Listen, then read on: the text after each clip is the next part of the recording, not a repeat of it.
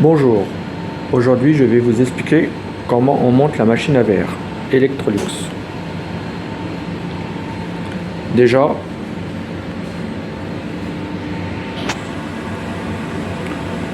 on contrôle que toutes les pièces sont là. Alors,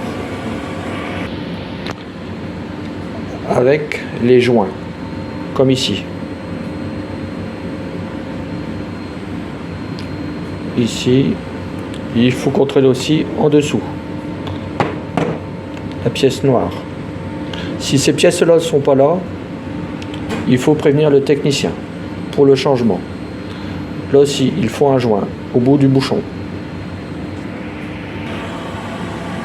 Ensuite, on contrôle à l'intérieur de la machine à verre. Si il n'y a rien. Si tout est propre et qu'il n'y a pas de morceaux, on peut la monter. Nous commençons par le filtre.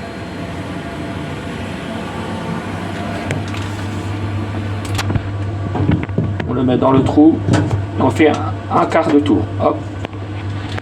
Ensuite le bouchon. On le met dans le trou jusqu'au bout et on pousse légèrement.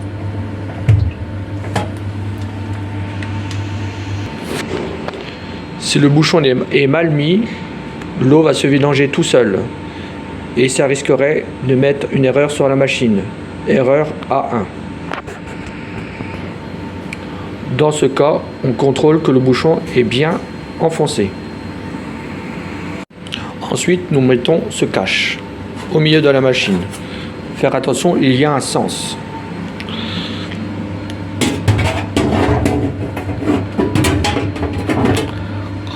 Comme ceci, il est bon, il va bien jusqu'au bout. Dans l'autre sens,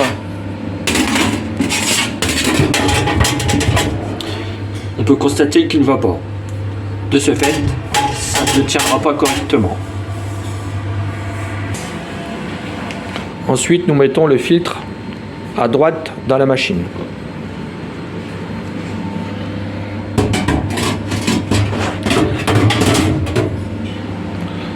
Ensuite, à gauche.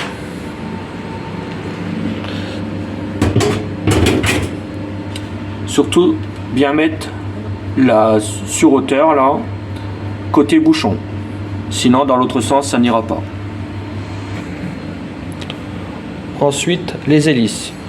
On peut constater que sur le support, ici, il y a une corrette. Et de l'autre côté, il n'y en a pas. Sur l'hélice, c'est pareil. Il y a une collerette ici et pas là. Alors on met l'hélice avec la collerette côté collerette et l'hélice sans la collerette sur le support sans la collerette. Voilà, comme ceci. Si on ne respecte pas, les hélices ne tiennent pas bien et le rinçage se fait mal. Ensuite, nous pouvons mettre les grosses pour le lavage.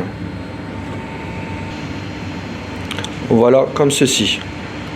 Et nous pouvons la mettre en haut dans la machine à verre.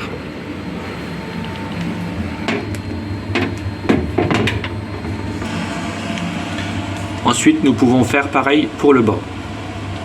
Bien faire attention côté collerette et sans la collerette.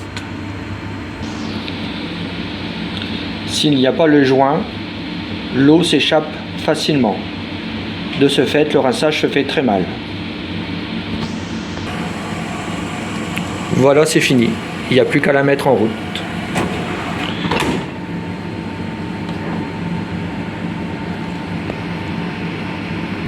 Maintenant, je vais vous expliquer comment on la vidange. Déjà, on retire une hélice. Comme ceci. Ensuite, le cache.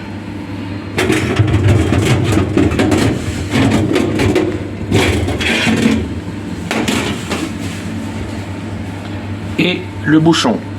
Et bien que le bouchon, pas le filtre. On retire le bouchon. on laisse le filtre. Comme ça, les saletés restent bloquées et ne rentrent pas dedans. Et ça ne bouge pas comme ça. Ensuite, on remet l'hélice.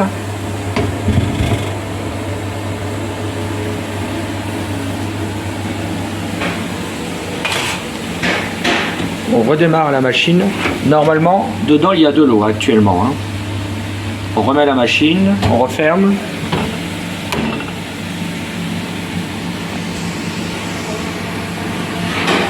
On la rallume. Et nous faisons vidange.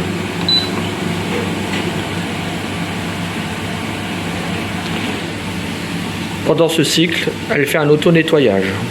Quand le cycle est fini, ça marque END. On l'éteint et on contrôle si tout est bien propre. On retire les morceaux qui se trouvent à l'intérieur avant de retirer le filtre. Bien tout contrôler. Une fois que tout est nettoyé, on peut retirer le filtre et le nettoyer aussi. Voilà, je pense que je n'ai rien oublié. Salut!